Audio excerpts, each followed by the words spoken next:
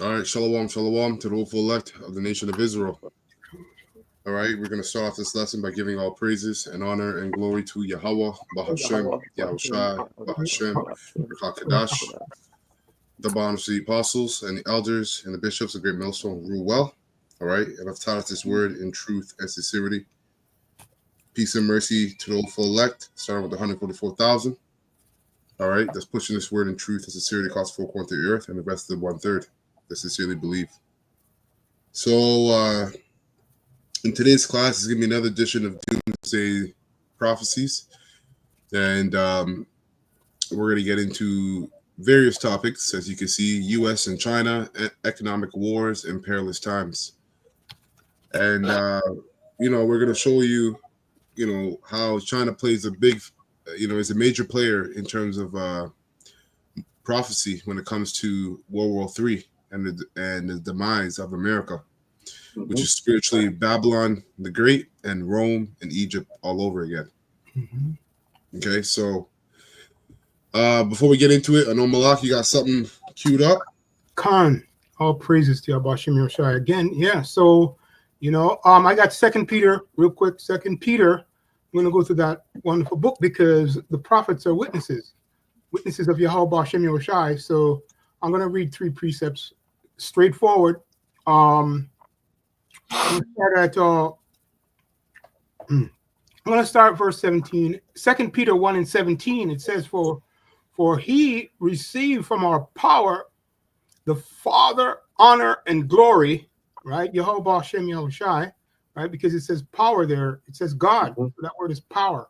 And it says the Father, honor, and glory.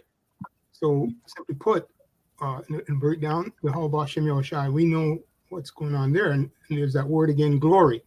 And it says, when there came such a voice to him from the excellent glory, this is my beloved Son in whom I'm well pleased. All right. Simply put, right? So, what's that word? Salutating. I think that's the word. Salivating, right? salivating. Right. So, pretty much. That's right. Salivating, not salutating. Salivating, right? In spirit and in truth. And I'm going to jump to the 19th verse. Right.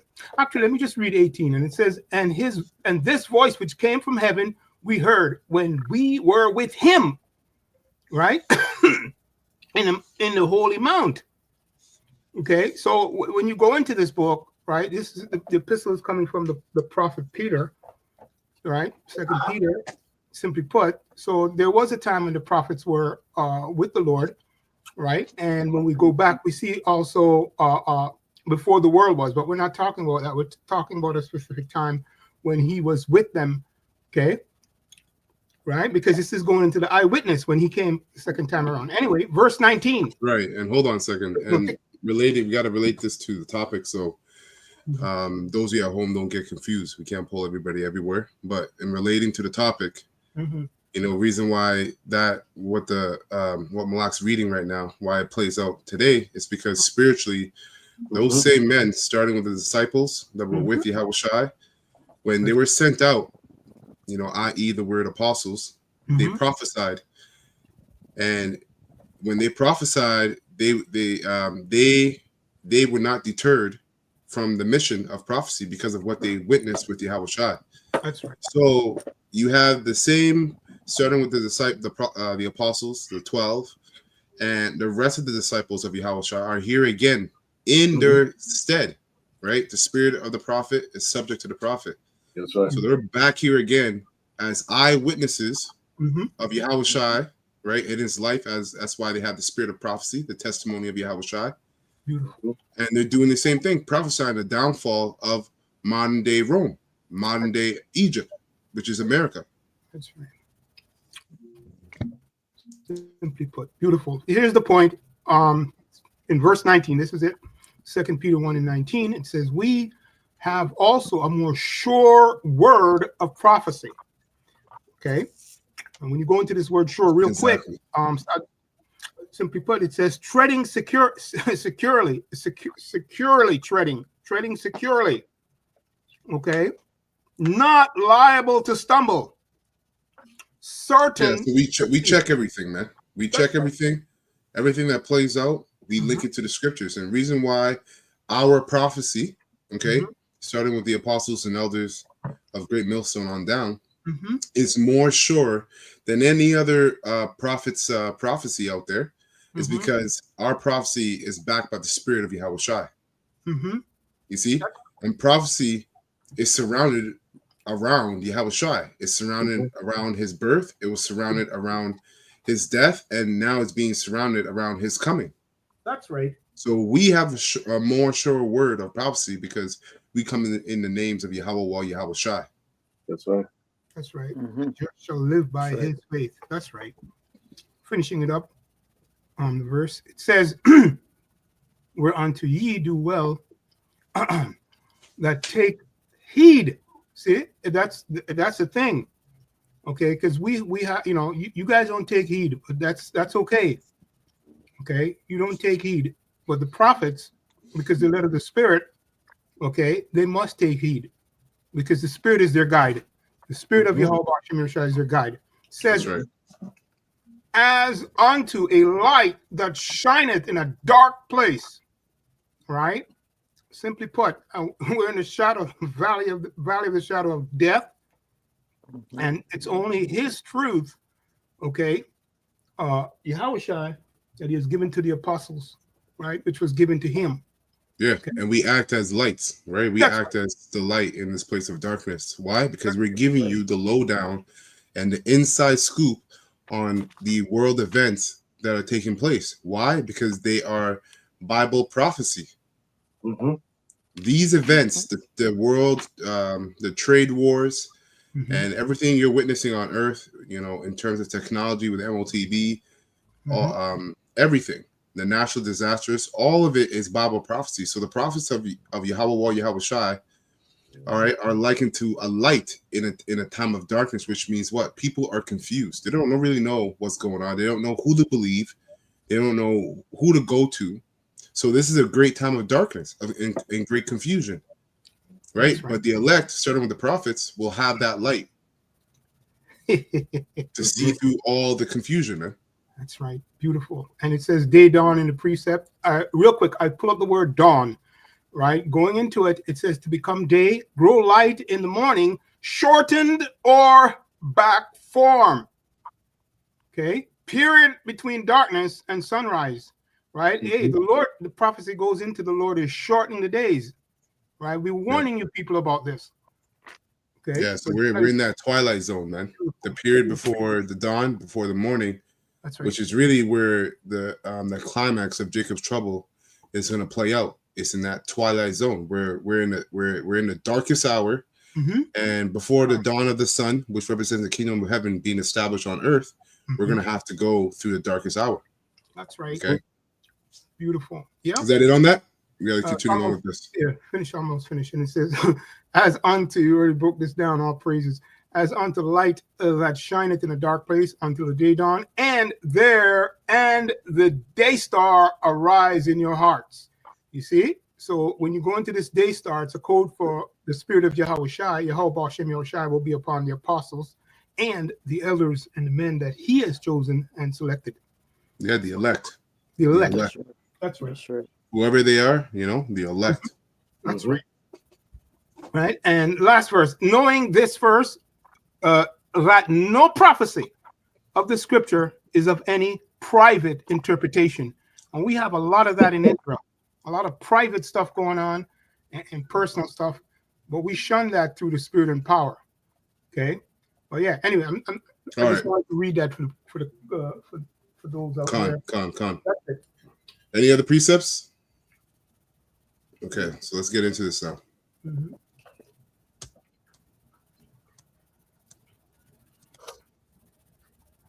Put the volume up, Slack. Tariffs on countries all around the After threatening to impose tariffs on countries all around the world, U.S. President Donald Trump has made it clear that there's really one country that is the main target of the very aggressive economic war that he's waging. And that country is China. The U.S. government is obsessed. Okay, and this is fair use. All right, none of the channels on this panel are using this video to make any money. We are not making any money from this video. We're not recommending any medical advice whatsoever. All right. And this is just for educational purposes only. Okay. So it's fair use, fair use, fair use. Mm-hmm. That's right. Obsessed with trying to weaken and contain China because they see China as the only country powerful enough to challenge the global dominance of the United States economically, technologically, militarily, and politically. And this is bipartisan. It's not just Donald Trump. The Democrats and Joe Biden also attempted it, but Trump has taken it to a whole new level and essentially declared a nuclear economic war on China. The US president announced on the 10th of April that he was pausing the tariffs that he threatened on other countries for 90 days. He did approve a blanket tariff of 10% on everyone, but that was already announced previously. However, he did announce something new and something big.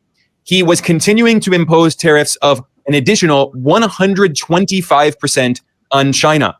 And those 125% tariffs are in addition to the previous 20% tariffs that Trump put on China. That means that Trump has now imposed 145% tariffs on China, which honestly, it's more symbolic than anything. And that's serious. That is very serious. That's 3 times the amount needed, as he's about to get into. Really, based upon economists, you only need 50% to really 50% tariffs is enough to make a drastic change in the economy. This man tripled that, put 145% tariffs. This is no joke, man. That's no joke. So if something costs whatever the original price of anything that you have, it basically going to cost 3 to 4 times more. Over, you know? So it's about to get real serious and perilous, all right, in Babylon the Great. Anything. Economists estimate that after 50%, it doesn't really have that much of an impact to increase the tariffs to 70, 90, 140%, because after 50%, it's going to significantly decrease trade between the US and China. Because China has responded in self-defense to Trump's tariffs and hit back with tariffs on the US. And Trump originally claimed that his tariffs were so-called reciprocal, which is actually not true. They were unilateral and aggressive. China's tariffs are actually reciprocal. And the Chinese government spokesperson, Mao Ning, published a video of Mao Zedong, the famous revolutionary leader, back in the 1950s, in which China was supporting Korea in the Korean War when the U.S. brutally bombed Korea. And this, look what she said. Mao Ning, who he was talking about, she posted, "We are Chinese. We are not, quote, we are Chinese. We are not afraid of provocation. We don't back down," end quote. So that's serious. So the spirit of the Moabites, which they're a major player in prophecy, alongside with Russia, those other Edomites, the spirit in them is being stirred up by the Most High to what? Wage war upon America, Babylon the Great. And killed 20% of the North Korean population. And in this famous speech from Mao, he said that China is willing to fight until the end. China will never surrender. So Trump is trying to carry out the mission that warhawks in Washington have dreamed of for years, which is economic decoupling. Trump wants to end economic relations between the U.S. and China. And this has been pushed by neoconservative think tanks like AEI, the American Enterprise Institute, which is a Washington, D.C. based think tank, which is funded by large corporations, the military industrial complex, and conservative billionaires who also support Trump. And Trump is now carrying out this agenda, which is very likely going to be disastrous for the U.S. economy, given that the U.S. imports more goods from China than any other country. This is the very big and very risky gamble that the U.S. government is making, that it can win a trade war with China. And this was expressed by Donald Trump's Commerce Secretary, the billionaire Howard Lutnick. Okay, so I got 2 precepts here I want to bring out. We go to Joel, chapter 3, and verse 9. I'm going to get this in the NLT.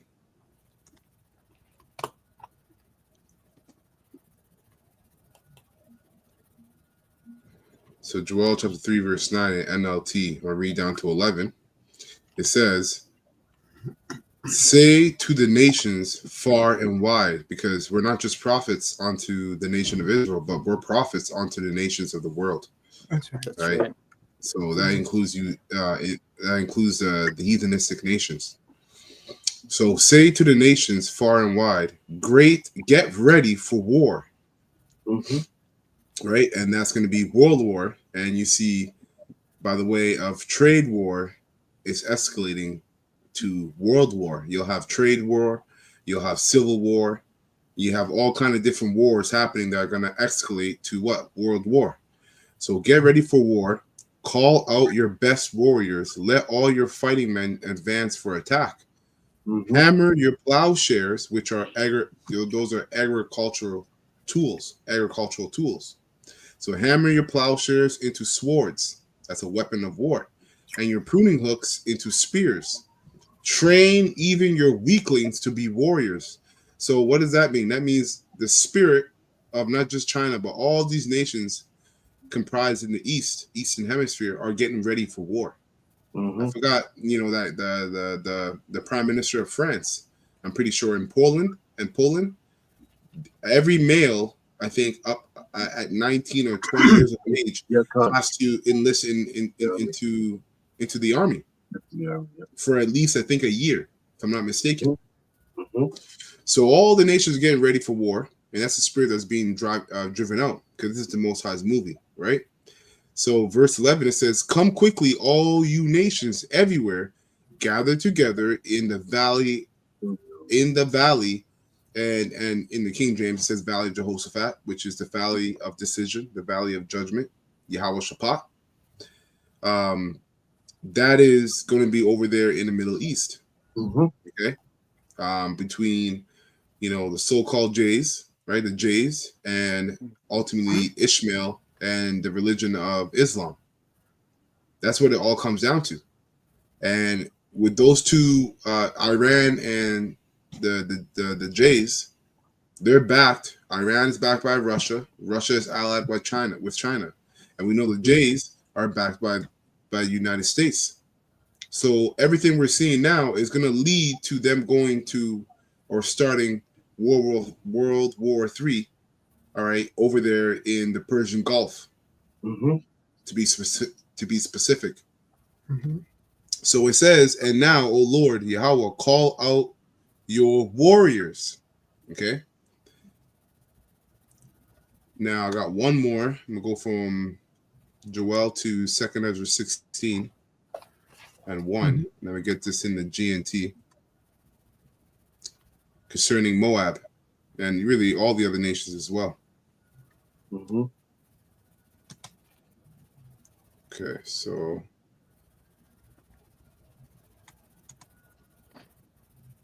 Second Ezra 16 and 1, right? And it reads in the GNT: Babylonia, Asia, Egypt, Syria, you are doomed.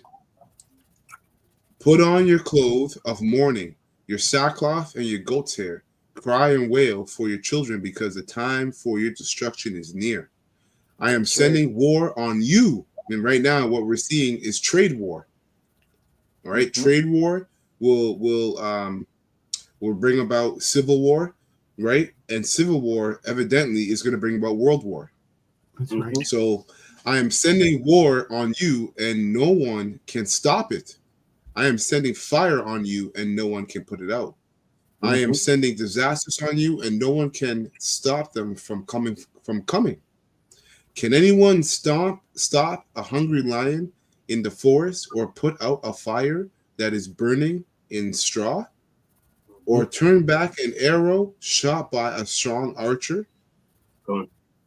And that fire doesn't just represent the missiles. That's like the end factor of it. But that fire represents a hard time, right? Hell is a condition. So a hard time is coming to the Moabites and Babylon the Great, and really the whole world, because as we're going to get into it, you're going to see how this war, or this trade war between America and China, is going to affect the global economy. Okay, so everybody's going to feel it. Famines, right? High prices, superinflation, hyperinflation. Okay, so it says, verse 9 or verse 8, it says, "When the Lord Yahweh Bashim El Shai sends disaster, no one can hold it back.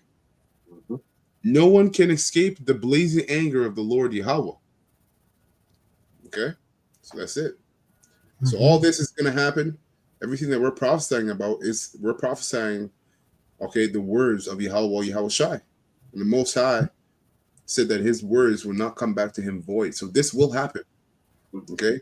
Mark our words. This will happen.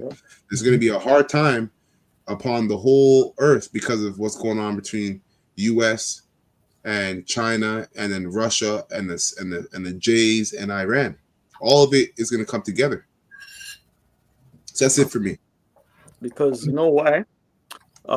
Moab takes after so-called white man, which is Edom. They're like Bati and Bench. Moab's trying to be everything but to be like the so-called white man, which is Edom, I should say. Right? Today And we're really exciting ever since then, because ever since before time, Moab was always underneath the so-called white man, which is the red man, right? Esau. From even in Deuteronomy, he never let us the Israelites go through the land. Trade. Yeah, they blocked our way. Yeah, they blocked our way going into the land. Israel is, them small hats have always been a thorn in our side. That's why we know who they are. Guess what? Right. Remember what's his name? Balaam, right? Balaam and Balak. Balak was the king of Moab, if I'm not mistaken, and Balaam was the warlock, right? That he the sorcerer that he hired to curse Israel. That's right. So Moab has also been a thorn in our side, right behind Esau, Edom, right? But this is how the Most High set it up. They're a major player in this in end time prophecy. That's right, because they're just like the so-called white man, which is the red man. And brothers got any precepts? We served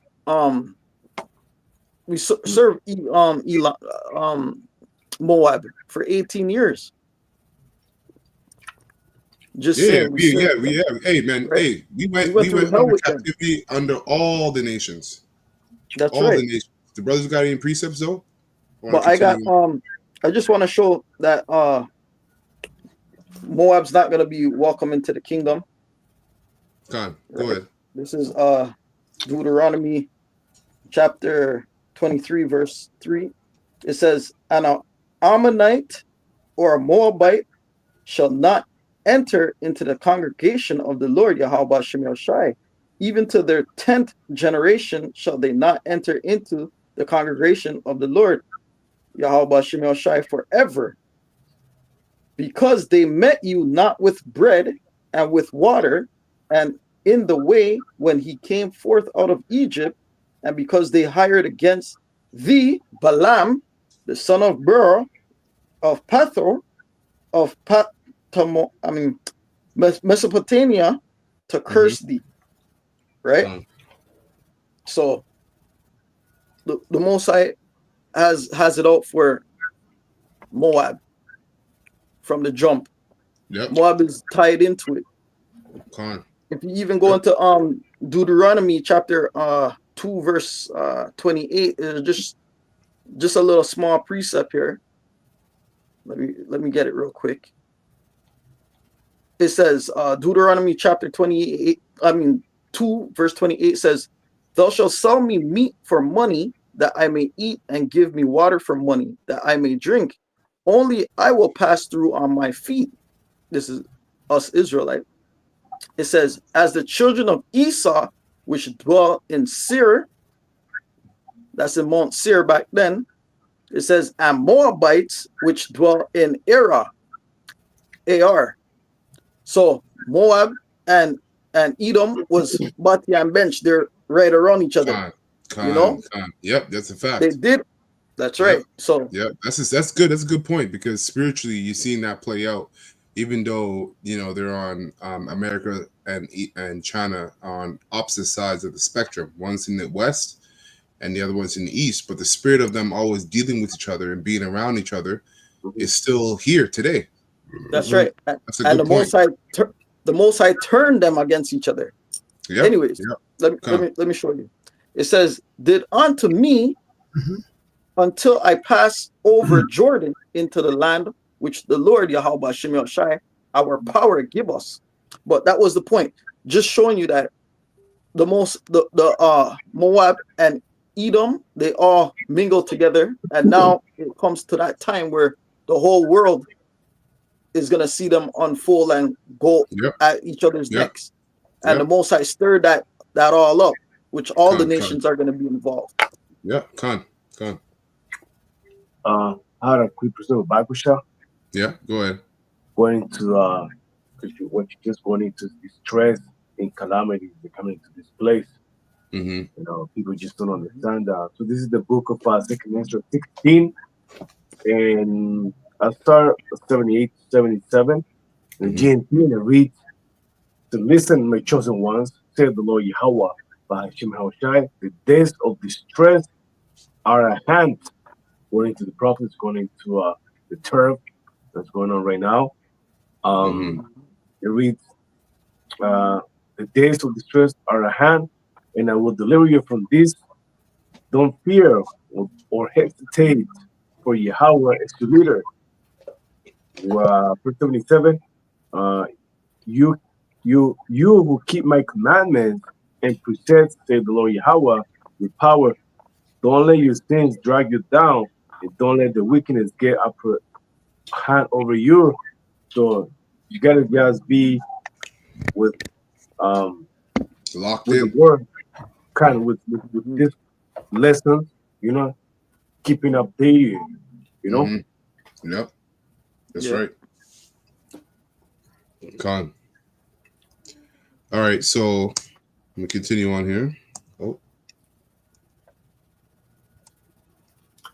Exactly, the U.S. imports from China, the number, the overall sum of trade. It's about what exactly the U.S. imports from China and what China imports from the U.S. If you look at their exports, you can see that what the U.S. largely exports to China is petroleum, oil. China can get oil from a lot of countries. Soybeans, which is the top U.S. export to China. China can buy soybeans from many other countries. Cars, well, China already produces some of the best cars in the world.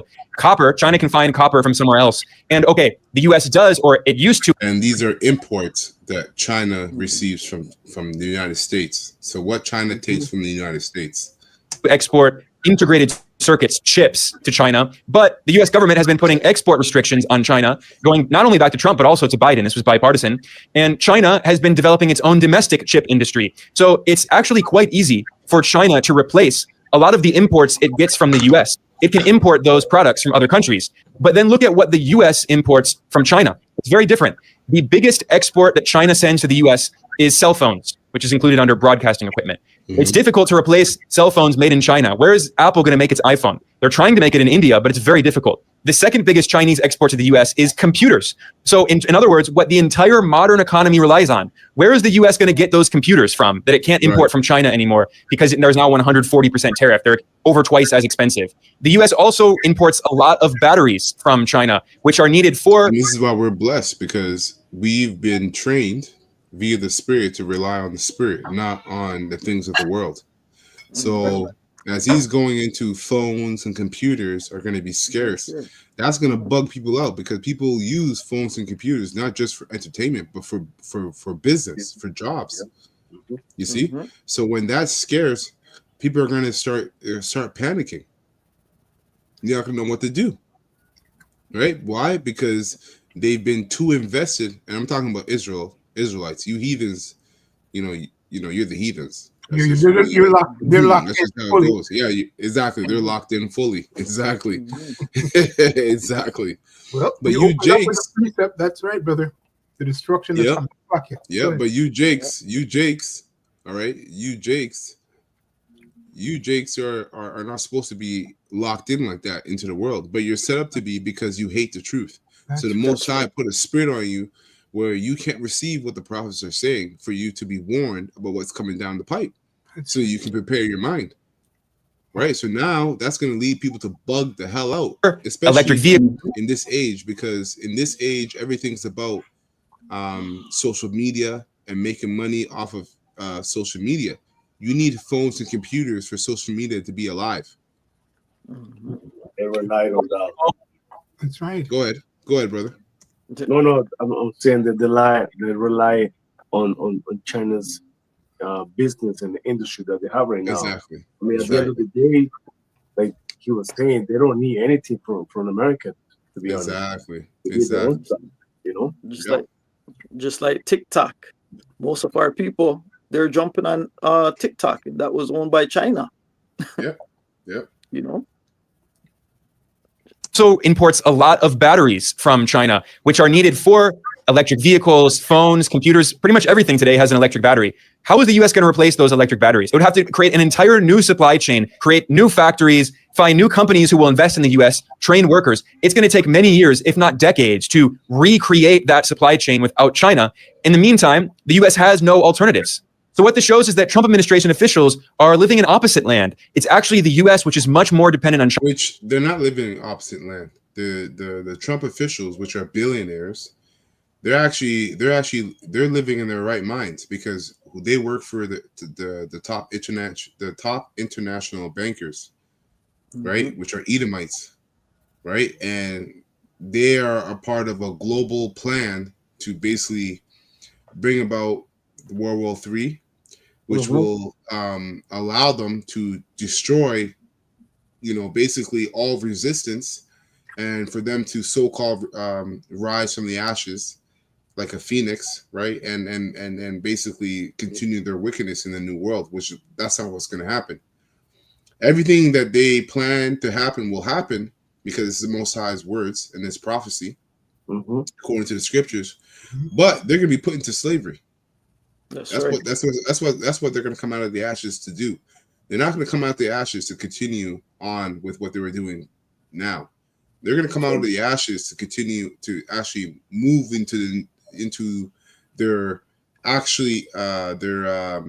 their true office, which is what? A slave. Esau is meant to be a slave to Jake. Okay, when you go into the scriptures.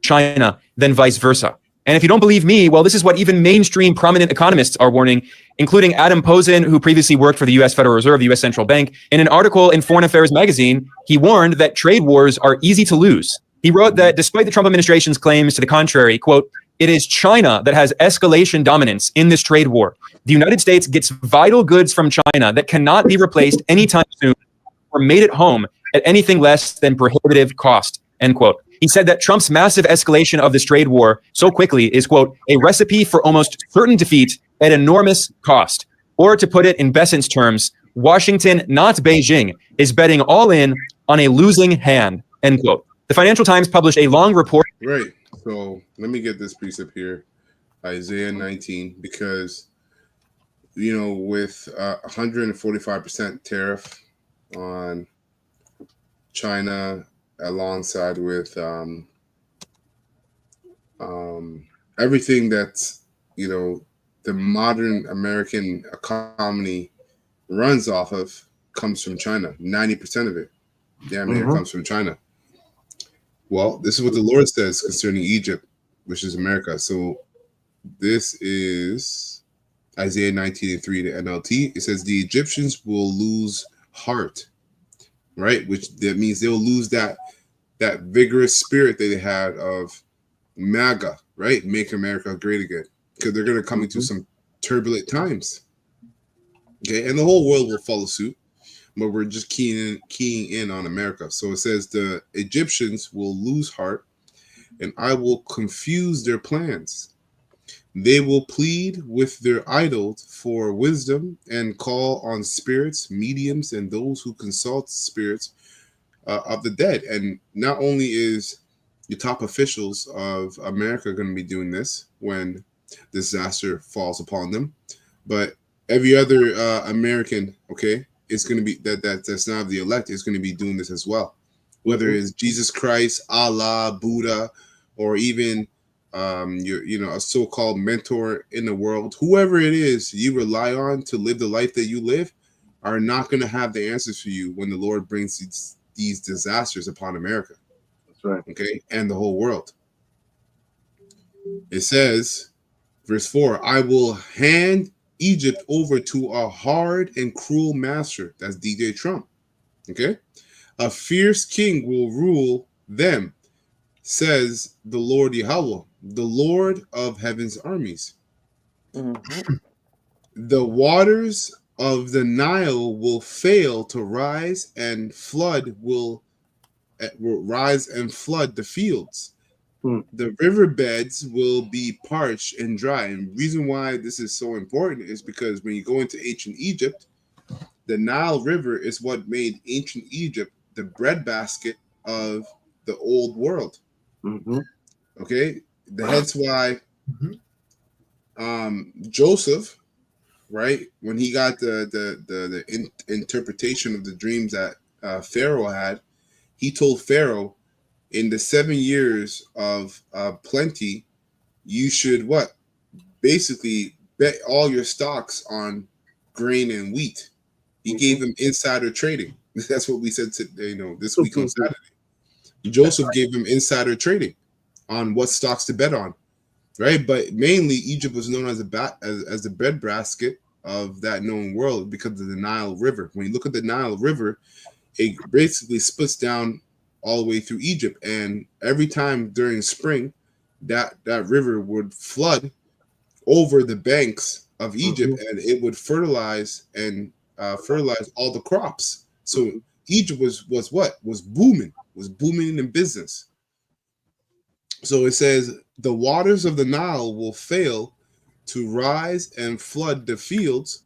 The riverbeds will be parched and dry. If Egypt didn't have that Nile River, what it would be a failing economy. So when you look at America today, America is becoming a failing economy. Okay. The canals of the Nile will dry up because water was very important. If you don't have water, how can you have wheat, grain, nutrients? So water is a very important resource to be rich. Okay. That's right. So it says the canals of the Nile will dry up, and the streams of Egypt will stink. That's contamination, right? So everything that can go wrong will go wrong with Babylon the Great, with America. That's right. Okay, food will be contaminated, water will be contaminated. You'll have plagues and pestilence throughout the whole country. Okay, and on top of that, there's going to be a shortage of jobs, a shortage of business, of being able to make money. It says with rotting reeds and rushes. Okay. Verse 7, all the greenery along the riverbank and all the crops along the river will dry up and blow away. And that represents spiritually and prophetically a lack of business, work in Egypt. Okay, as it goes on to say, verse 8, the fishermen will lament for a lack of work. You see? Because even the fishermen, exactly, nothing wagwan, right? The fishermen, they needed the river to overflow so they can what? Go fishing. If there's no water in the lake, in the river, how are they going to make money off of catching fish and selling it? You see? So water's going to be poison. Exactly. And remember, the Lord plagued the water. He gave it, he made it blood. And the only thing that hopped out of there was frogs. All the fishes died. The frog just hopped out and started tormenting all the Egyptians. That's right. So it says the fishermen will lament for lack of work. Those who cast hooks into the Nile will groan, and those who use nets will lose hearts. So everyone that's planning their Fortune 5 company, right? Their businesses, everything that they're planning in terms of making a way for themselves in America is really going to be destroyed. That plan is going to come to naught. That's right. Because this is the Most High's movie. We're not in the time, if you have the eyes to see and the ears to hear, we're not in the time of planning while America is experiencing its demise. It makes no sense. Okay? What you should be thinking about is you should be investing. If you're an Israelite or this word galvanizes your spirit, you should be investing in the kingdom of heaven. That's right. That's right. Okay. Spiritual famine is just about here. Yeah, exactly. Almost. Exactly. Beautiful, brother. And that's worse, Yep. right? Because what's worse than losing crops and losing money is losing information. That's right. Beautiful Right? point. So, That's the result of result of rejecting the truth is what you just broke down in simple terms and read, man. Straight. Yeah. Prophecy. Because this battle is not for them. This battle is not for them, but it's for Yahweh Bashem Yahushai.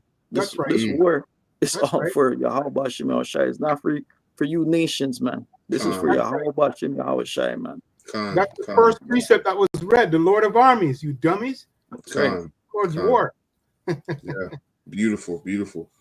Verse 9, it says, there will be no flax for the harvesters, no tread for the weavers. And this reason why is because all manner of work and natural resources will be consolidated to the super rich. You see, when you go into these tariffs, and it's going to come up, we're going to bring it out, but basically Trump made all his billionaire buddies, he made them rich. He made them even more rich when it comes to these tariffs. So what's happening is that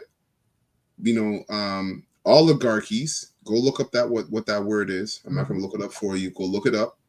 Oligarchies are now being forced through the tariffs. They're being forced to basically build factories in America, right? Because America is the cash cow of the world.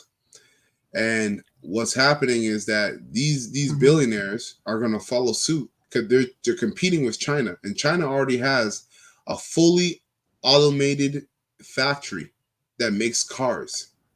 Okay, which means no human being works in that factory. It's just automation, bots, and there's no lights. They don't even need the lights. They don't need to pay no light bill for the factory because the bots work in the dark. You know what I'm saying? So you think America, you think Trump is watching that and it's not trying to compete and keep up? So guess what? That's why he's allowing rich investors to come and do business in America if they buy I think it's $5 million or $1 million for the gold card, and they got $5 million, right? $5 million for a gold card if you're a foreigner, but you're rich, you can invest in America. So that's what he's getting them to do. So what I'm saying is that all jobs are going to be lost. A lot of jobs are going to be lost because these billionaires that are building factories in America and basically controlling the monopoly on the workforce in America and industry in America are going to hire bots more than humans, because they make more money with a bot than they do with a human. A human will have sick days, they have pensions, they have this, they have all kinds of different hassles that comes with them. They're not going to deal with that. So a lot of jobs are going to be lost. That's the point I'm making. Oh, that's beautiful. Straight. Hey, that's your reality. Results of rejecting the truth. And but anyway, there's so much there.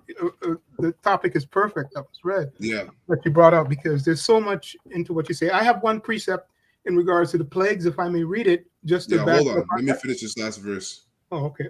Okay. Come. Take your time. So verse 10 is my last verse. So verse 10 it says, "There will be." I'll read verse 9 again. It says, "There will be no flax for the harvesters." Why? Because everything's going to be consolidated. And no thread for the weavers, okay? Because bots are going to be taking over your jobs. They will be in despair, and all the workers will be sick at heart. Why? Because they're losing business. They're losing work. They have to go and sit at home and fry their brains and collect UBI. Okay, go ahead, Malak. That's it for me. Second Ezra is 15 and 5. So the one, but let me just, okay. I'm going to read it off my phone. I got it here straight. This is Second Ezra 15 and 5, going into the plagues, because you you people don't understand. These are all plagues as well, in a figurative sense, right? But literally things play out. So this is 2 Ezra 15:5. It says, I'll read verse 4 just to throw in 2/3 of our people, right? Because that's who the Lord is speaking to, right? But you wicked are also unfaithful too, because you just wicked. Go ahead. For all the unfaithful shall die in their unfaithfulness. And here it is now, verse 5, behold, says the Lord, I will bring plagues upon the world, the sword, famine, death, and destruction. So all what was just prophesied to you people is going to be real. Now, I went to this precept because I did some research real quick on China, right? Because they came up in this lesson. And all you got to do is go back to 1958 to 1962, okay, and see how the Lord brought judgment on them, right? And dismantle that place, right? And then I have Jeremiah 48 and 46 and 47 in regards to prophecy, prophetic in regards to the final destruction of Moab, right? It tells you that the Lord is not happy with him. And the precepts came out earlier on, right? And spiritually, the Lord's not happy with him because he was given special instructions, okay, not to mess with the Israelites. But for you Israelites that went and joined up with Moab, he's playing his role. He's playing his role. That's all he's doing. He's playing his role. That's right. All right, but he has to pay for it. So I'm just going to go to real quick to Jeremiah 48 and 47. All right, I thought I had, yeah, there it is. So it says, woe, verse 46, Jeremiah 48 and 46, woe be unto thee, O Moab, the children of Cheshmosh, perisheth. Yeah, which is their god. We'll get into that later. Cheshmosh is their god that they worship. Right. You see? So anyway, beautiful point, brother. And it says, for thy sons are taken captives and thy daughters captives. Right? So we know those are the reasons, right? Main reason, because hey, they were given instruction by their father, right? And they turn against it and go against these gods. But here's the point, verse 47. Well, they weren't set up. Yeah. They weren't set. They were never set up to serve the Lord. That's These heathens are playing a role for prophecy's sake. And it's only for the elect to watch and understand what's playing out, because the Lord is basically showing his power. That's right. And the elect have first insight on that because they got the spirit of prophecy. Beautiful. That's right. But I remember the precept in regards to who they are, and the fruit of that is before I finish the verse, is Genesis 19 and 26. Okay, in regards to where they're from, or how the Lord brought them into existence. They came by way of incest. But let me finish this in regards to their judgment. Jeremiah 48 and 17, it says, yet will I bring again the captivity of Moab in the latter days, saith the Lord. It's italicized. Yeah, so you're going to be the slaves. You're going to be the slaves of the elect. That's the captivity. That's right. Yep. Esau is going to be the creme de la creme of slaves for the Israelites, starting with the elect. And then you're going to have Moab, and then you're going to have the Hamites. Read Psalms 83 and 1. All those that plot against Israel, all of them, all those nations are going to be the slaves of Israel, because Israel were slaves of them. That's right. Okay. And the power, all right, the power of Israel, which is the Most High Yahweh, the way he deals with judgment is an eye for an eye and a tooth for a tooth. Read Revelation, the 13th chapter and the 9th verse. He that leadeth into captivity shall go into captivity. The power of Israel, the God of Israel, Yahweh, that's how he works. That's his judgment. And that's the God of the world. That's right. There's no other God outside of the God of Israel, which is Yahweh.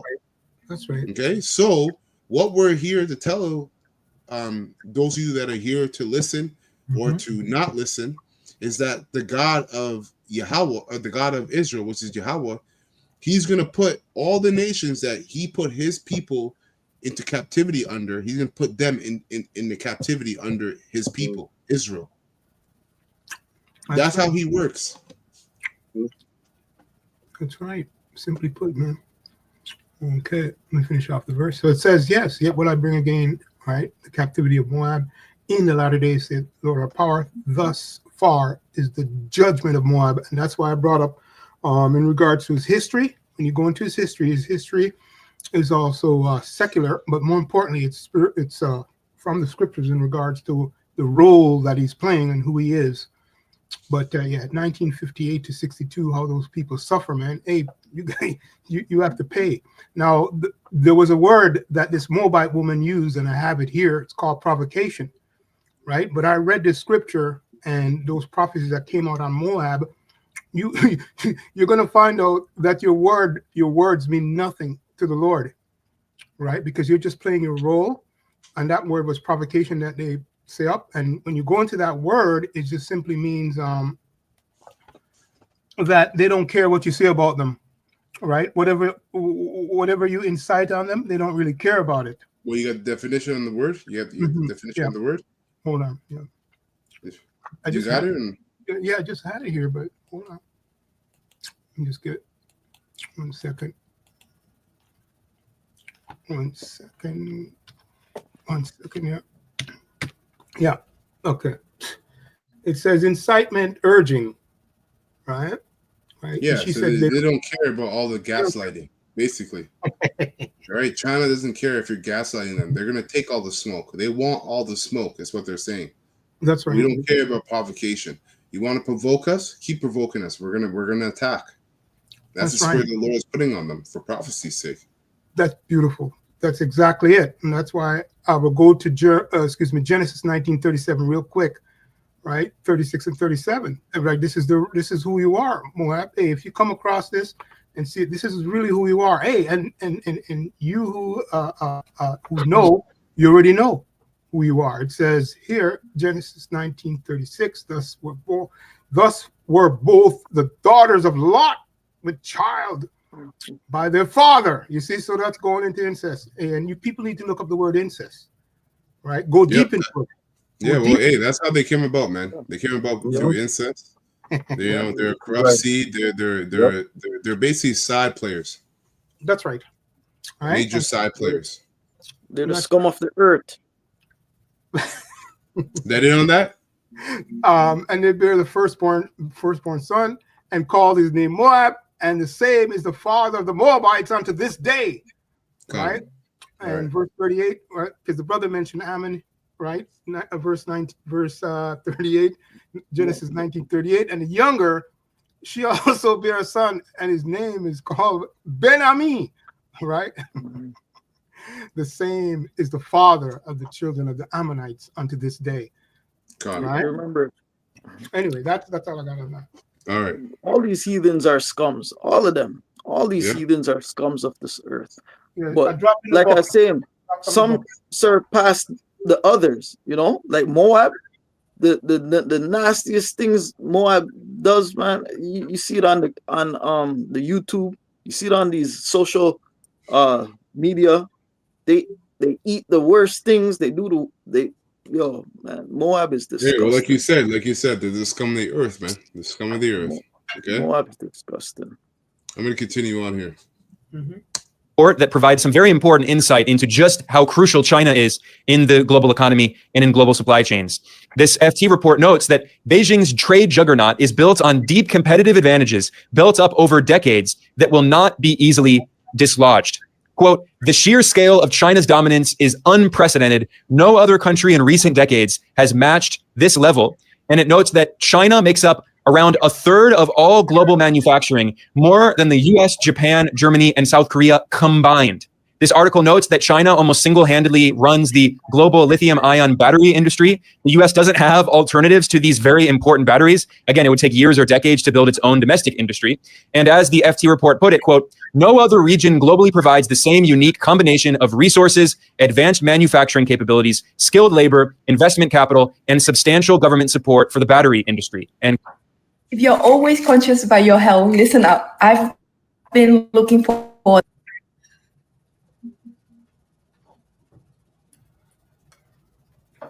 end quote. There is no alternative to China. The FT reported that China supplies at least 50% of global exports for 730 out of 5,000 classified trading products, 3 times higher than the EU and almost 8 times as many as the US. This is why, despite the fact that in 2018, Trump started the trade war against China's no joke. That's what you're seeing. China is no joke, man. They're a serious force, a very serious force. One angry man. China. China's trade dominance continued to increase. This is largely. Look at this. In 2000, all the red in the map is China and all their partners for trade. And then in 2020, look at all the red. This is everybody that's in partnership with trading with China. They took over, man.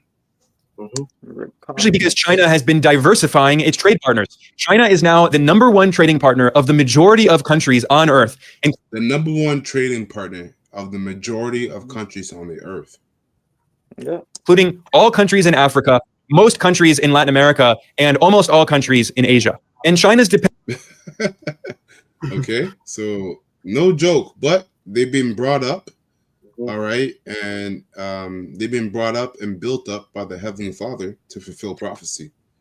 So let me get this Jeremiah 48, and I'm gonna read from 1 to 4 in the NLT, and I'm gonna skip down to 7 to 9. So skip around in the chapter. So Jeremiah 48 and 1. It reads, this message was given concerning Moab. This is what the Lord Yahweh of heaven's armies, the power of Israel, says concerning Moab. Okay, so concerning the so-called Chinaman. What sorrow awaits the city of Nebo? It will soon lie in ruins. The city of Kirathaim will be humiliated and captured. And it says the fortress will be humiliated. Fuck, that word is always hard for me to say. They'll be put to shame. I'm gonna say that. They'll be put to shame and broken down. Humiliated. There you go. Yeah, humiliated. There you go. And I'm pretty sure these cities were major cities within Moab. I'm gonna leave it up to those of you at home to look it up. Yeah, look it up for yourself. Do your homework. You looked it up? No, beautiful. No, you're right, because I saw the documentary. A lot of them claiming going back from China land to the land of Israel to claim that they're from there. But anyway, you people need to look it up. Yeah, look up these cities. They're major cities in Moab. So anyways, it's still talking about Moab. That's my point. Yeah. So verse 2, it says, no one will ever brag about Moab again, right? For in Heshbon, there is a plot to destroy her. Come, they say, we will cut her off from being a nation. So that's what you see America trying to do. They're trying to cut off what? Moab from being a nation. They're basically enforcing their economic strength over America, over China, saying that you're going to have to come and pay tribute to us. Okay. Says the town of madmen too will be silenced. The sword will follow you there. Listen to the cries of Heronium, cries of devastation and great destruction. That's what's coming upon China. Okay. That's right. Now I'm gonna skip down let me read verse 4. It says, all Moab is destroyed, her little ones will cry out. So we're gonna go down to verse 7, and it says, because you have trusted in your wealth and skill, right? You will be taken captive. And who are you gonna be taken captive of? You're gonna be taken captive of the Israelites, starting with the elect of the nation of Israel. Okay. Your god Chemosh will with his priests and officials will be hauled off to distant lands. And when you go into a president or a ruler over a country and you hear the terms cabinet, you know, his officials, these are all basically the people that counsel the king, right? That counts with the ruler of the land. So when you see what's it called? What do they call the Chinese Communist Party? The CCP, right? The CCP. So the king of China and all his officials and councilmen, they're going to be put into slavery. Under who? Under the Israelites. That's right. Now the word Chimash, right, which is their god, right? This is a god they worship. It says Chimash, subduer, equals subduer, the national deity of the Moabites and a god of the Amorites, also identified as Bel Peor, Beelzebub, Mars, and Saturn. See? So that shows you that these nations have drunken the wine of Babylon, because these are Roman gods, and America is spiritually Rome all over again. So the gods of China are the same gods that are worshipped here in America. Okay. Moab will be like Sodom and Ammon like Gomorrah. There you go. Yes, It says worship of this god was introduced into Jerusalem by Solomon. Wow. And abolished by King Joash of Judah. All right, just some information on the god Chief Mosh. So verse 8, it says, Jeremiah 48:8, all the towns will be destroyed, and no one will escape, either on the plateaus or in the valleys, for the Lord Yahweh has spoken. Oh, that Moab had wings, so that she could fly away, for her towns will be left empty with no one living in them. Yeah. So Moab, they're gonna feel it. They're gonna feel it. Verse 10. Cursed are those who refuse to do the Lord's, or let me skip to 11. 11, it says, from his earliest history, Moab has lived in peace, never going into exile. He is like wine that has been allowed to settle, and this is how they got rich. You see, the Most High allowed them to settle, get rich, build up in their gold, and now, as you see via the video, they are the number one player in global trade.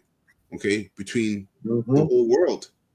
Okay, so the Most High has been building up Moab. All right, for the sake of prophecy. For his earliest history, Moab has lived in peace, never going to exile. He is like wine that has been allowed to settle. He has not been poured from flask to flask. And he is now fragrant and smooth, and they're doing good. That's right. Very they're good. doing real good, man. Yep. Below. Yep. But the time is coming, says the Lord Yahweh, when I will send men to pour him from his jar.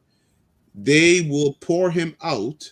And so you let all that wine settle in a jar for years, ferment, right? Get to its perfection, just to pour it out the jar and let it hit the floor. That's what the Lord is going to do with Moab. They will pour him out, then shatter the jar. At least at last, Moab will be ashamed of his idol Chemosh, as the people of Israel were ashamed of their god, of their gold calf at Bethel. So guess what? The Lord is going to do you, heathens, like he did us. Okay, that's right. He's gonna put you to shame the way he put us to shame, and even worse. That's it for me. Beautiful. Wow. Oh, you know what? Sorry, Salaki. I had 3 more verses. Salaki. Yeah. Finish. It says, verse 14. I'm gonna read to 17. It says, You used to boast. We are the heroes, mighty men of war. But now Moab and his towns will be destroyed. His most promising youth and doom, or his most promising youth are doomed to slaughter, which is important because the generation leads the world, right? The next generation leads the world. So it says the king, whose name is the Lord Yahweh of heaven's armies. This is the Most High's script. This is what he proclaimed for Moab. Destruction is coming fast for Moab. Calamity threatens ominously. You friends of Moab, weep for him and cry. See how the strong scepter is broken, the rulership and their power. How the beautiful staff is shattered. Yep, that's right. Mm-hmm. So that's it. That's it for me. Beautiful. There's a precept that you read real quick in regards to no one will inhabit this place. You read it there. But anyway, the point is, it's going into that has already started. He has a lot. Hey, look, there's so many buildings over there. I've seen it. Yeah, empty buildings. They're empty buildings. Yeah. Yep. Just wanted to, you're right. So a lot of empty buildings. Right, sure word. And that's just a smoke. That's just a smoke. Okay. But anyway, just wanted to mention that. Yep. This figure is going to fall close to zero, probably, if these tariffs continue in the long term. So the Trump administration is engaged in a very, very risky trade war that will likely backfire hard on the U.S. economy and cause significant damage, especially to average U.S. consumers, to average poor and working people in the U.S. They're going to see lots of inflation because the U.S. economy is so reliant on importing consumer goods from China, and those consumer goods are going to get a lot more expensive. And it's going to have ripple effects across the U.S. economy because as the disposable income of Americans falls, they will buy fewer products, which means that companies will lay off workers. And as more workers will get laid off, you have a feedback loop where they're not buying as many products. So other workers are laid off, and it could cause a recession and significant problems in the U.S. economy. And the Trump administration is significantly overstating its hand and risking a lot. And Trump's arrogance in all of this is really incredible. He boasted that after he threatened tariffs on countries around the world, more than 75 nations called the U.S., contacted U.S. representatives, and asked for those tariffs to be removed or to be minimized. And at a fancy gala organized by the Republican Party, Trump boasted that other countries are, quote, kissing my ass, end quote, to end those tariffs. I'm telling you, these countries are calling us up, kissing my ass. They are dying to make a deal. Please, sir, make a deal. I'll do anything. I'll do anything, sir. Now, the fact that Trump is saying things like that out loud in public is really troubling because other countries have access to the internet. They can see that Trump is demeaning other countries, making fun of them, spitting on them, treating them like they're children or animals. And this is going to only further incentivize other countries to seek alternatives to their economic reliance. Yeah, it's going to make these nations hate the whore. That's why this man has to be the cruel Lord. Look at the way he was talking about these people. He said they're kissing my ass. They're kissing my ass. They're calling me, saying whatever. We're gonna do whatever you want. These nations, these nations that have their rulers, their monarchs. They have their own self pride, man. Okay, they're looking at Trump and what he's saying about them. Like, yo, f this guy, man. Let's stomp this guy out. Let's do away with this whore. Revelation 17. Okay. On exporting to the U.S. market because they can see that the U.S. is run by this madman who is boasting that countries around the world are kissing his ass to try to bring down tariffs, using tariffs as a political weapon to force other countries to kiss the... Stop using ChatGPT like everyone else and do this instead. To the men over 50 who don't know how to use AI. The ring. And this really is the Trump administration. Kiss the ring, which is why the scriptures say that he's the hammer of the earth. Right, and this is the whore that sits upon many waters. So, America is a country that puts a squeeze on people, puts a squeeze on all other nations. That's right. Now, I got this here, Jeremiah 15 and 1. I'm reading NLT. I'm gonna read 1 to 3. It says.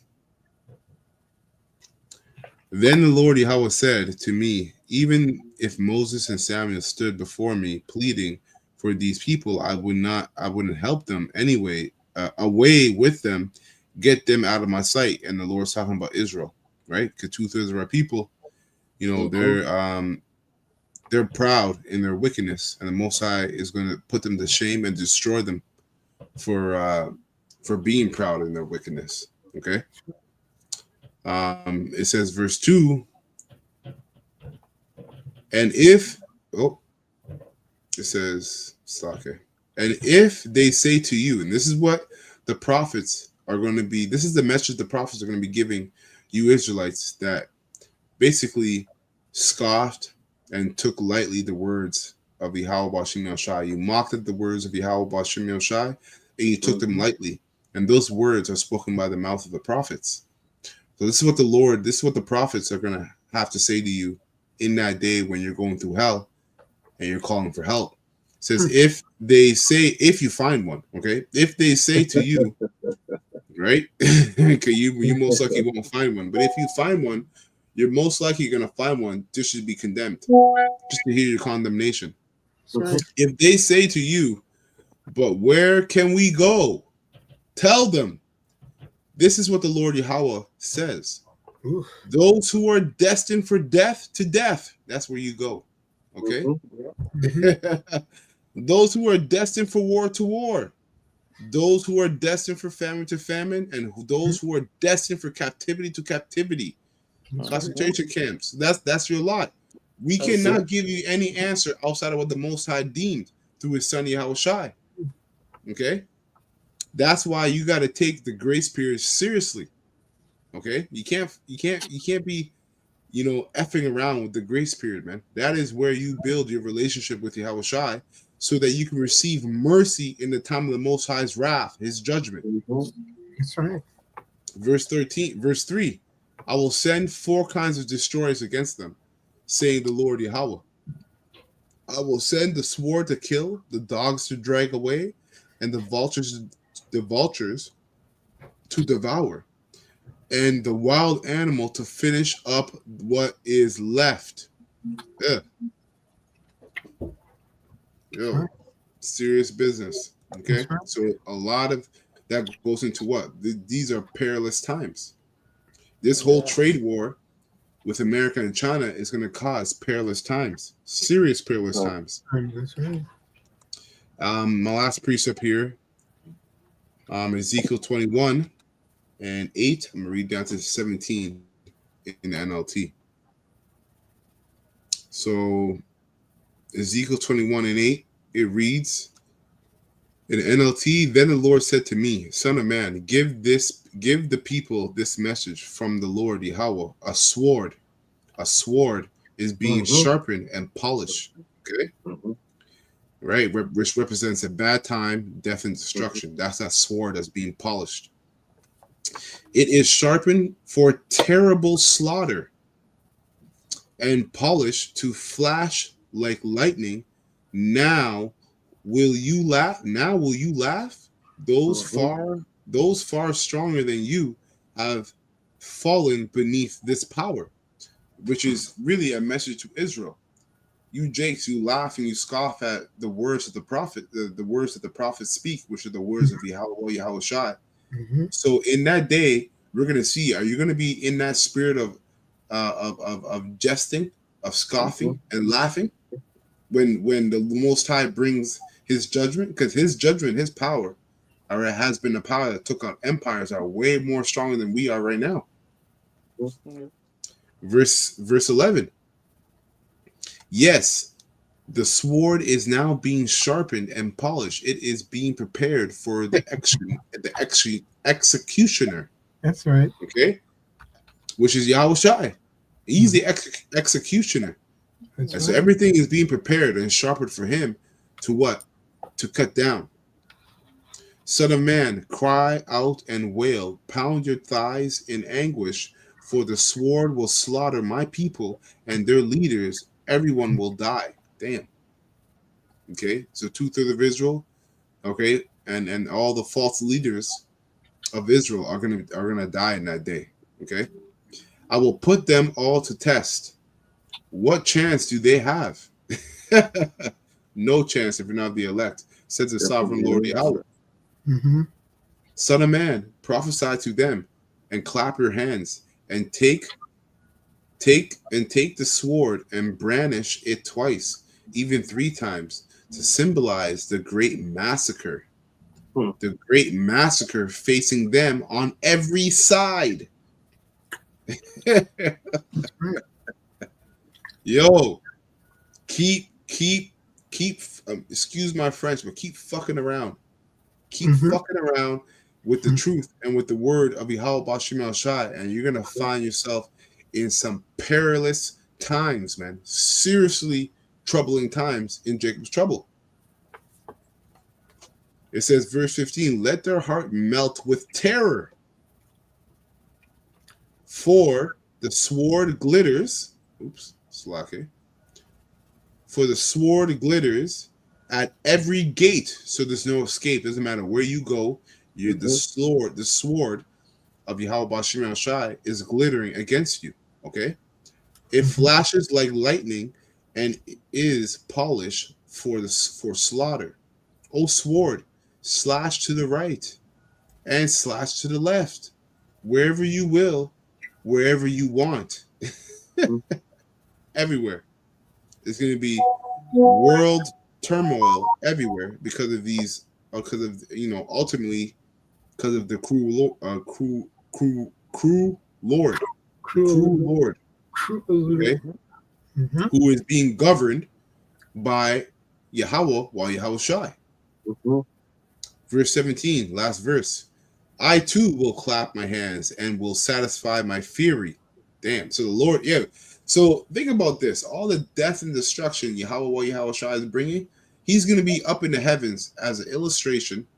Okay, for those of you at home, he's going to be up in the heavens clapping his hands like, well done. Great job. Yes, more blood. Yes, this is good. This is good. This satisfies my fury. That's how the Most High feels. He's pissed. Because at their calamity, he shall laugh. Exactly. Yahweh will laugh at your calamity, man. Exactly, man. And there's a global what? There's a global a global idolatry happening. Yeah. There's only one power in the heavens, and the whole world has been beguiled to worship themselves and all their vain gods through what? Through Esau, Edom. God. So it says, I, the Lord Yahweh, will have spoken. So that's it. That's it for me. I got a precept. Bring it up, brother. I don't know if it came out earlier or not. This is Ezekiel chapter 25, verse 8. I don't know if it came out, but I'm going to bring it up. It says, thus says the Lord power, Yahweh Bashim Yahushai, because that Moab and Seir as in Edom, do say, behold, the house of Judah is like unto all the heathens. Therefore, behold, I will open the side of Moab from his cities, which are on his frontiers, the glory of the country, Beth-Leshemath, and Baal-Meon, and Kerethatham, unto the men of the east with the Amorites, and will give them in possession, that the Amorites may not be remembered among the nations. The Ammonites, the Ammonites, Salakia, the Ammonites will not be remembered among the nations. That's another Moabite nation. And I will execute judgments upon Moab, and they shall know that I am the Lord, thy power, Yahweh Bashim Yahushai. So the Most High basically is telling you straight, man. Moab and Mount Seir which is going back to Esau. Edom. Esau. They go hand in hand. Right? That the Most High is going to destroy them. Let's sit on that. Like that was Moab. Right there, but the next verse down is about Edom. What the Most High would do to Edom as well, but that's on Moab. And you can read it. You people at home, you can go into it and read it. Beautiful. Any other precepts before we close up? Let me bring this out quick. Come on. 2nd Esdras 8 and 50 is the point. For many great mysteries should be done to them that in the latter time should dwell in the world, because they have walking great pride going into Esau, Moab, right? Because right now they're very pride because they know they have power, so their pride is on a different level. right? Yep. They're That's right. untouchable. That's right. Con. So, Beautiful, man. So those of you at home, if you want more edification on what's going on, this guy geopolitical economy reports. He's pretty good. He brings a lot of great information. You can watch the rest of it. We're not going to go through this whole thing because it would have been. Although I would love to.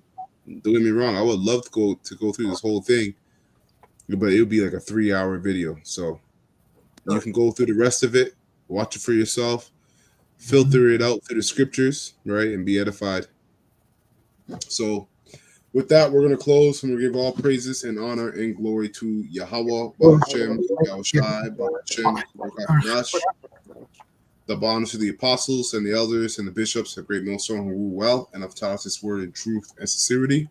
And peace and mercy to the whole full elect. All right, starting with the 144,000 that's pushing this word in truth and sincerity across the four corners of the earth. And the rest of the 1/3 that sincerely believe as well. Peace and mercy to you and your household. Above all, Shalom to the whole full elect. Shalom.